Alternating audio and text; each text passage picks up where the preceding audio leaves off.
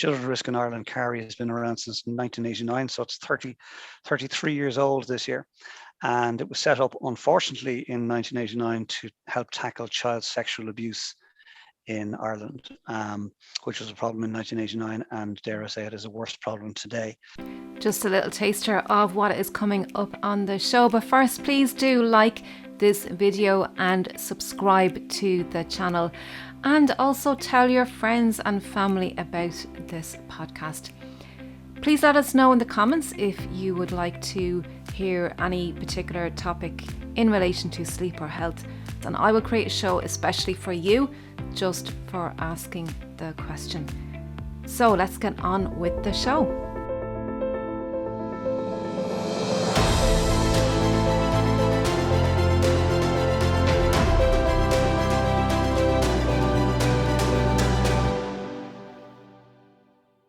Good afternoon, everybody. You're very welcome once again to another incredible, empowering family health podcast. And today we have the wonderful Colm O Brien. Look, he's busy in the background. Look. So Colm O Brien, he's been on the show before many months ago, actually probably this time last year. Colm was on for a different occasion.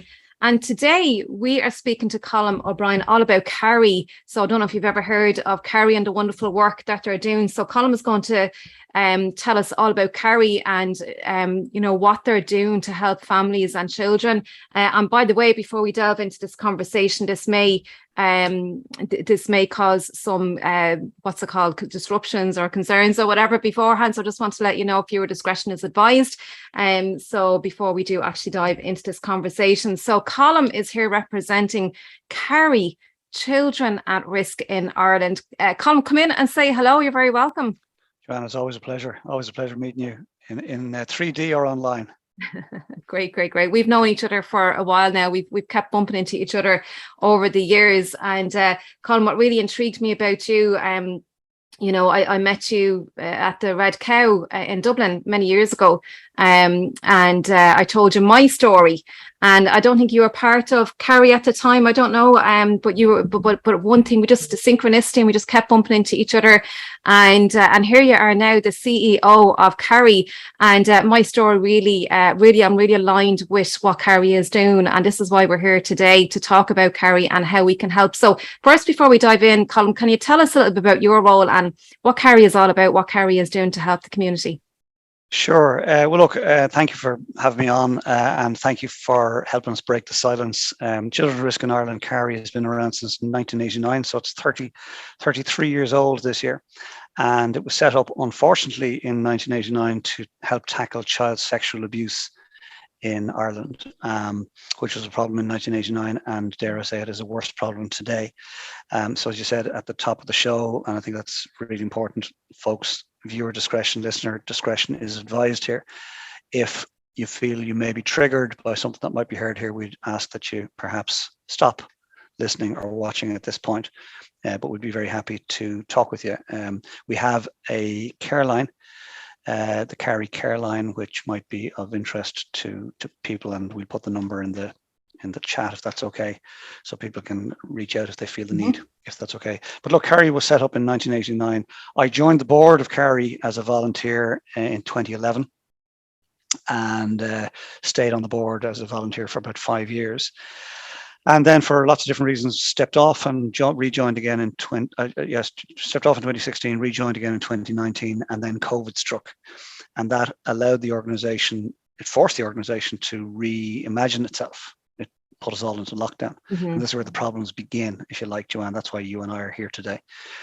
So it forced the organization into lockdown and got us to re-examine ourselves and see what are we about. And we realized as a board that we were off track. That we were set up in 1989 to tackle child sexual abuse, help tackle child sexual abuse in Ireland. And over the intervening years, up to 2019, 2020, the organisation had lost its way. Yes, it had stayed true to that core principle, but it had added on many more legs, if you like.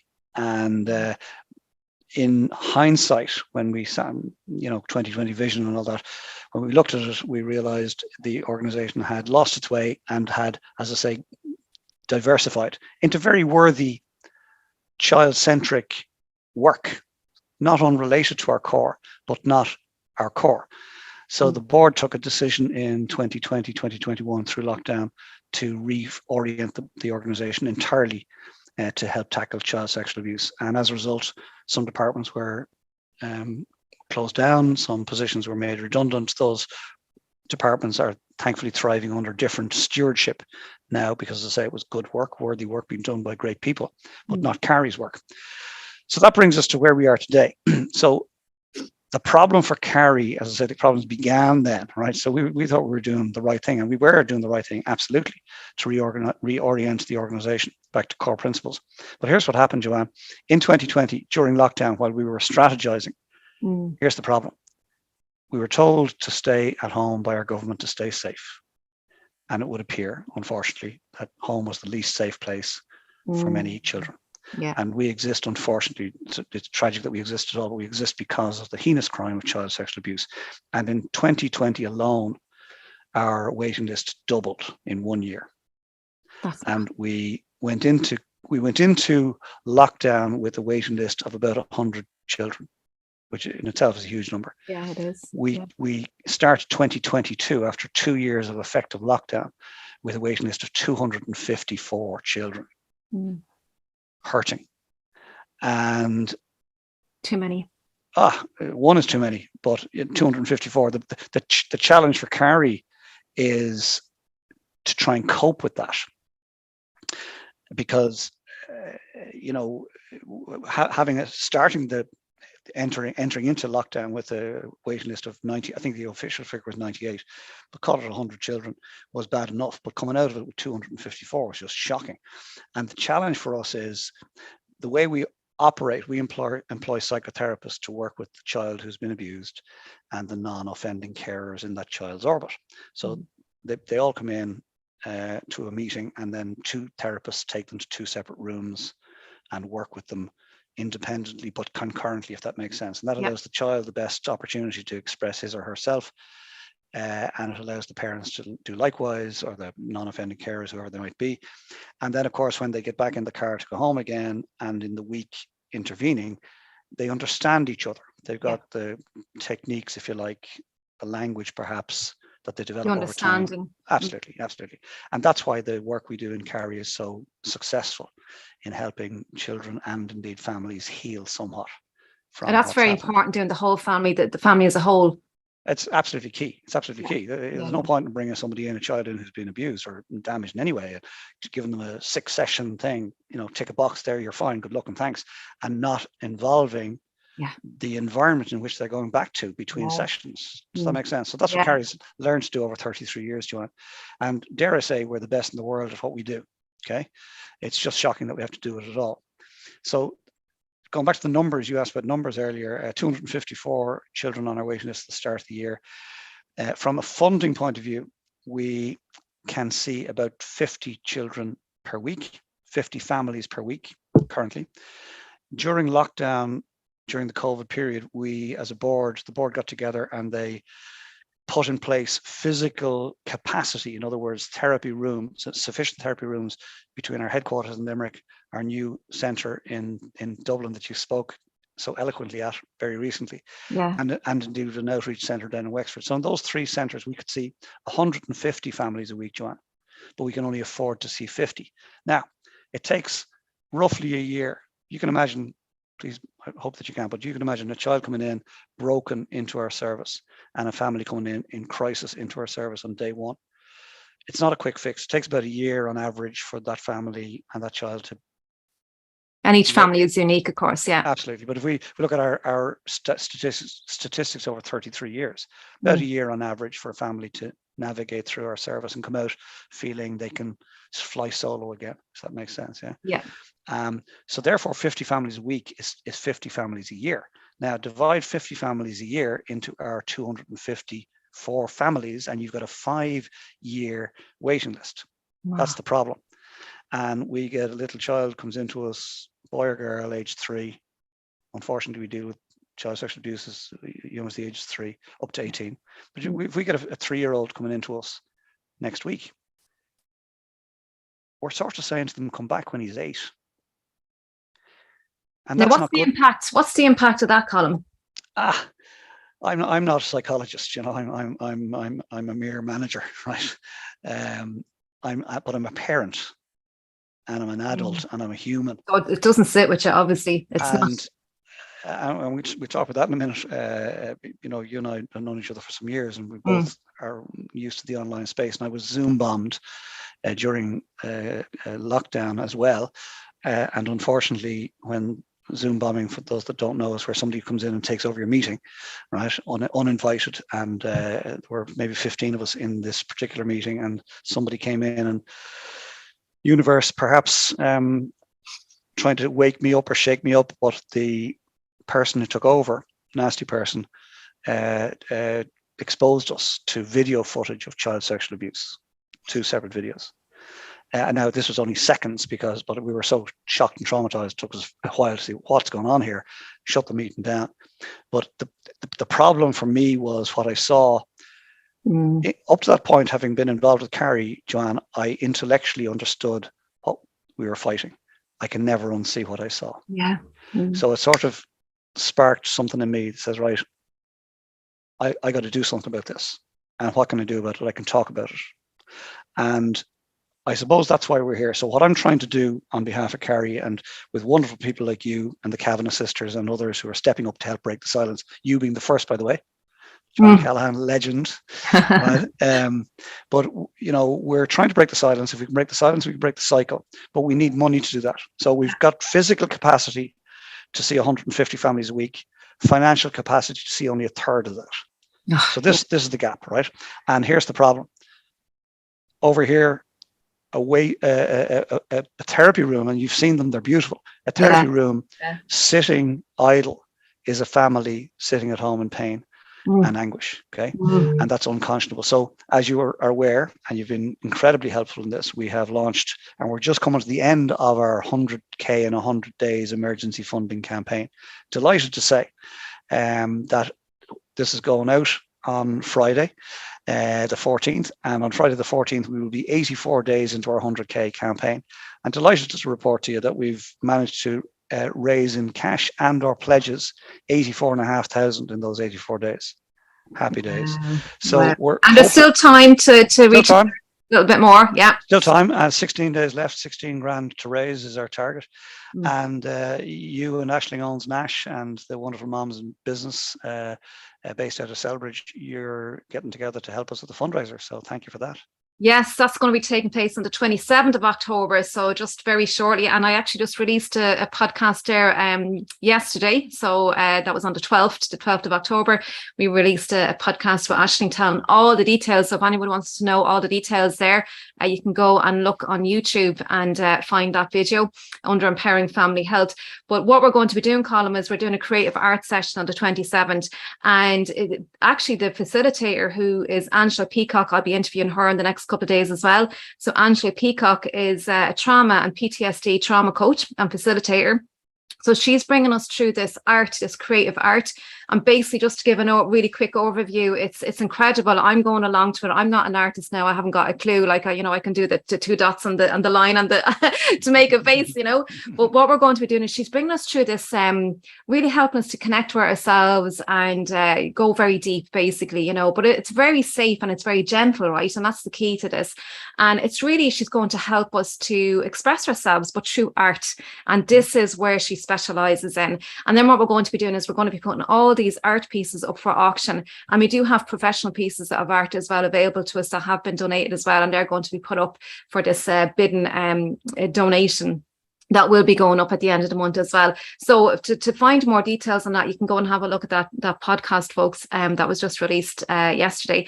So yeah, and then they're all going to be sold at the Christmas fair. So there's loads of time to if you're not going to be there at the event on the 27th of October, people can help by bidding for this artwork, and every bit of that is going to be going to CARI to help with this fundraising appeal. So Colm, just going back to your numbers, and they're quite significant numbers. And, you know, from what I have read, and I'm not a psychiatrist or a psychotherapist myself, I am a health coach, and I've had my own experience as well, which is what I have learned so much from. And I believe that, you know, according to statistics and all that, that when children are not, when they have these traumas, or anybody, when you have a trauma and it's not dealt with, it can lead to mental health issues. And there are statistics out there, something like if a child has an experience like this, you know, there's an 80% chance that they'll be facing some kind of mental health problem. And that's absolutely massive. We're talking about our children here, who are our children, and our children are our next entrepreneurs, our next leaders, if you like, in the world, and we need to look after our children. And the numbers that you gave us, Colm, you know, this is what you have, but there's other figures out there. There's figures that we don't even know that are not been reported, Colm, and this is the whole point. Well, yeah, so we've just spoken about the CARI numbers, right? 254 and currently a 5-year waiting list, but we could clear that waiting list in less than 2 years if we had enough funding. We've got the physical capacity to go back to the rooms that we mentioned. So that's why we're trying to raise extra funding to hire more psychotherapists to work more quickly, help these children more quickly, because you're absolutely right. You asked a question earlier, and I'm sorry I went off on a tangent, but so, you know, a child joins us, unfortunately, on day one, and we can't see them for 5 years. So the exacerbating impact of that trauma on that child is absolutely massive, absolutely huge. And that's what we're trying to do. Early intervention is key here. You're absolutely right, 80% or 90% or whatever the number is, huge number, big number of children who, of people who develop, of children who've been abused will display signs of mental health by the time they're 18. Suicidal ideation, as we know, has gone through the roof. Yes. Right. And it itself has hit epidemic proportions here in Ireland over the last number of years. Pieta has done a wonderful job at drawing attention to it. That's what we're trying to do here in CARI, with your help, break the silence on a very difficult topic. Yeah. But those suicidal ideation cases that get intervened with at the point of the last moment, if you like, oftentimes when they're rescued from there and the conversation starts, it points back to early childhood abuse. That's what we're trying to tackle. So if we don't tackle this now, Joanne, you just said it there a moment ago, these are our children. These are the future of our country, but these are our children. If we don't tackle it now, all we're doing is kicking the can down the road. That's all we're doing. And keeping the cycle going as well. Yeah, absolutely. As you said, Colm, and it's true, when somebody is hurting, you know, be it child sexual abuse or be it anything else, bullying or anything, any kind of trauma, if somebody is hurt and they haven't expressed it and they haven't cleared it, whatever the term is, right, then they're going to be more likely to carry that out on other people, be it children or adults or whatever. They're going, because hurt people. That's the phrase that you use. Exactly it. Yeah, and it's so true. We see it all the time, you know, and because people need to release. I'm not a psychotherapist. I just have my own experience, but my experience is I have to be able to release, you know, and talk about it. And one way of doing that, Colm, is to be able to have the space to talk about it and express yourself. Because if you keep something suppressed, our bodies are not meant to keep things suppressed. Our bodies are always fighting to move energy around the body and all of this, you know. And and look at my whole story. Like if anyone wants to hear my story, you can go to CARI.ie and listen to the podcast. It's the Hope Tree podcast. You can listen to the episode there if you want to find out all my details. But my personal experience and the reason why I want to really work with CARI and raise this, the awareness of CARI, who CARI are, the work that they do, and raise the funds, but also to encourage conversations about this. But I'm really passionate about children and families, hence Empowering Family Health podcast. And I really believe that if we provide a space for children, whether it be child sexual abuse or anything else, bullying in schools or whatever, that if we provide a space for our children with no judgment, right? Because parents don't always get it right. Parents they do a good job parenting, but we don't always get it right. It doesn't come with a manual, right? And for many of us, we make our children wrong, or our children are annoying us. We tell them to go over there and be quiet, and I don't want to see you or hear you or whatever. Children need to be seen and heard, with no judgments. And if we provide a space for children, if we are aware of this and provide a space for children, then they can come to us more easily if there's something wrong or something not working for them, and they can tell us about it without fear of being judged or made to feel stupid or whatever. And this is critical. This is my experience. This is my what I have to say from my own personal experience. And I think this is absolutely key. But we also need to let people know about CARI and the services that they do. So I think the more people that even mention CARI or the work that they're doing, or just bring it up in everyday conversation, because the word does spread so quickly when we talk about it. So this is the aim here as well. And obviously we need funding to get that waiting list down. So Colm, we're coming to the end. You said it would be a quick interview, but there is so much to cover, to be honest, and it's very, very important. So is there anything you want to add in there before we do end? No, come here. The problem is we could talk all day and still not make any dent in the issue, right? So let's not. Let's just keep it simple, right? There are many hurting people out there. Just a few more numbers for you, if you don't mind. The number of cases reported to TUSLA in 2021 was 4,331. That number is the number of cases of child sexual abuse that were reported in Ireland and the Republic of Ireland in that year. It is 36% up on 5 years earlier, which either means the problem is getting worse or people are talking about it more, or perhaps a combination of both. We're in favor of the latter, that people need to break the silence, step up. We fear that only scratches the surface. We fear that anecdotally in CARI, we know that many families resist coming out, basically washing their dirty linen in public, or how they might see it. So we fear that number is underreported, that there are many more children and cases that are not being helped professionally. And then CARI's problem is when they step up and are brave enough to step up and go through the trauma of realizing there's been a disclosure, the family's shattered. Oftentimes, we spoke about stranger danger over the years, but it takes grooming to get a child to engage in child sexual abuse.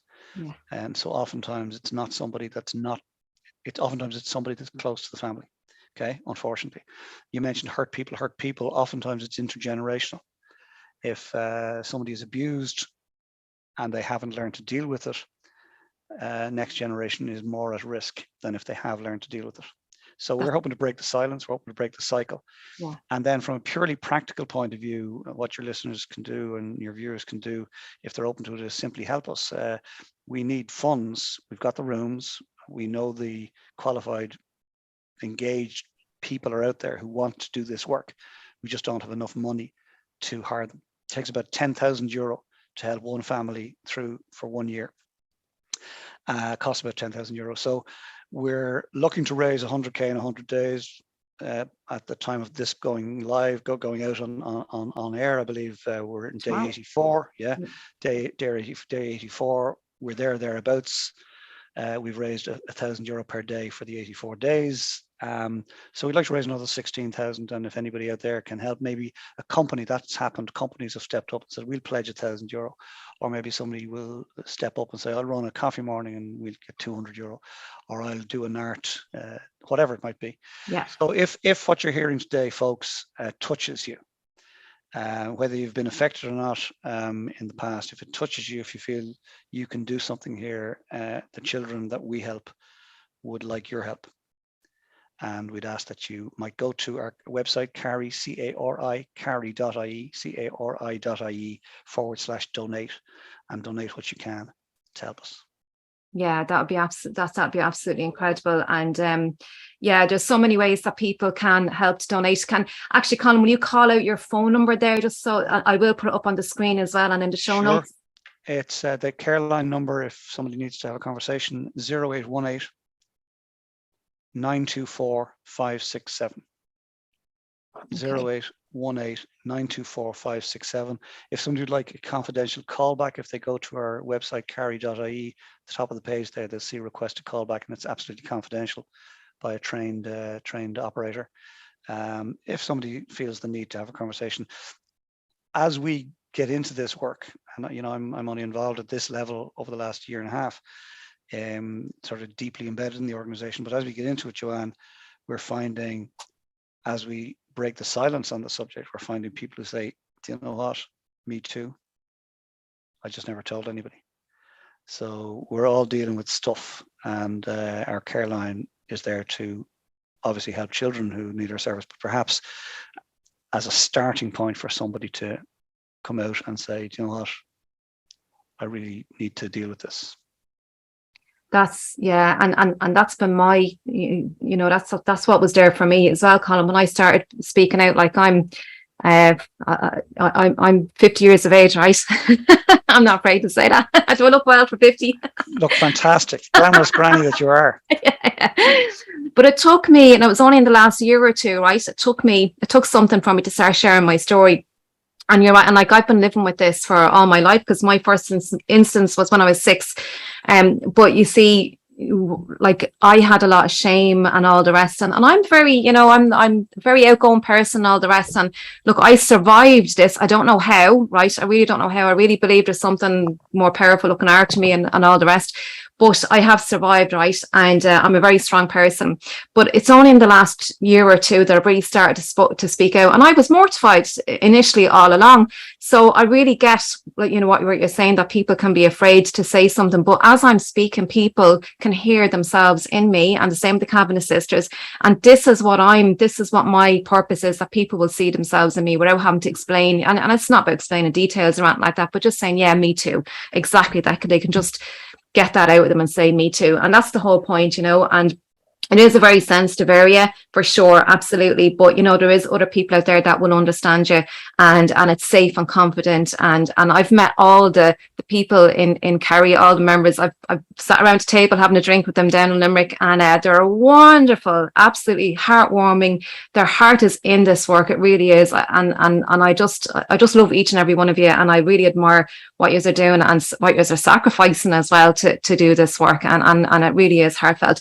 So Colm, I think we've covered everything. Is there any last things that I haven't said or that we need to mention? No, just, we want to break the silence. We want to raise funds. Let's call a spade a spade. We want to, and we need to raise funds, but let that be a byproduct of us breaking the silence and therefore breaking the cycle. And if I may, and you can edit this piece out if you so choose, Joanne, but it's on my heart to say it. You came to Limerick and you spoke to our guests there and our staff. You helped us launch our Dublin facility there 2 weeks ago, and you did exactly the same. And at that one, I met your mother. Yeah. No, that's fine. Yeah. And I'm aware of the challenges that you faced and the bravery that you had to show to step into yourself and go public with your story to help CARI help more children. And we're forever grateful for that. As I say, you were the first one to break the silence, and you've opened the floodgates, right? But your mother came along that evening, and it was so lovely to meet her. But here's the thing that blew me away, and I think it blew you away too, right? So we're all sitting around, and you were saying your few words, and then my job as MC was to sort of call it to order, and your mother wouldn't let me because she needed to speak. And here's the point: she needed to speak. That was the point. She wasn't asked to. She felt compelled to, and then she admitted to needing to. She needed to get something off her chest, and it was beautiful to witness. So we're back to this type of thing: break the silence. Yes. That's what we've said at the top of the show here. Viewer and listener discretion is advised. So, but please, folks, if there's something that has moved you or that you feel you need to talk about, reach out. 0818 924 567 for our care line. CARI.ie. There's a confidential callback if you wish. And if you want to help us and help more kids, CARI.ie/donate. Brilliant, fantastic. And Colm, I just want to end on a happy note. And this is all great. We're all coming together and collaborating and helping each other, and this is absolutely great. But can you just share a little story just to finish off? And obviously you don't mention names or anything, but I remember you telling me a story, and the girls were telling me a story of the outcome of a happy child leaving CARI down in Limerick, laughing and what have you at the door. I like my office in Limerick was right above the main door, so I could hear the doorbell ring, and then I could hear footsteps and muttered hellos and whatever. And then as people are leaving, to hear them laughing and joking, it's just quite incredible. And all this bye, see you next week, all this type of stuff. It's quite amazing. I asked the therapists, how do you do this incredibly difficult work? And they said, because of that. Yeah. Because of that, we see the difference it makes. Yes. So hats off to them. I know I couldn't do it. Beautiful. Absolutely beautiful. Yeah. I mean, the results are just amazing. Colm, listen, thank you. You're incredibly busy, and I know it was difficult getting you because you're a very busy man. But I really appreciate your time, sharing the story and on the work at CARI. And listen, look, it's going to be incredible. You know, you are definitely going to get results. This has to have results. So listen, thank you for your time, Colm, and listen, have a great day today. Mind yourself. You're a legend. I'm just pleasure to know you, pleasure to work alongside you, and thank you for your help and for your honesty. Thank you so much, what you're doing for CARI. Okay, take care. All right, mind yourself. Take care, Colm. Bye.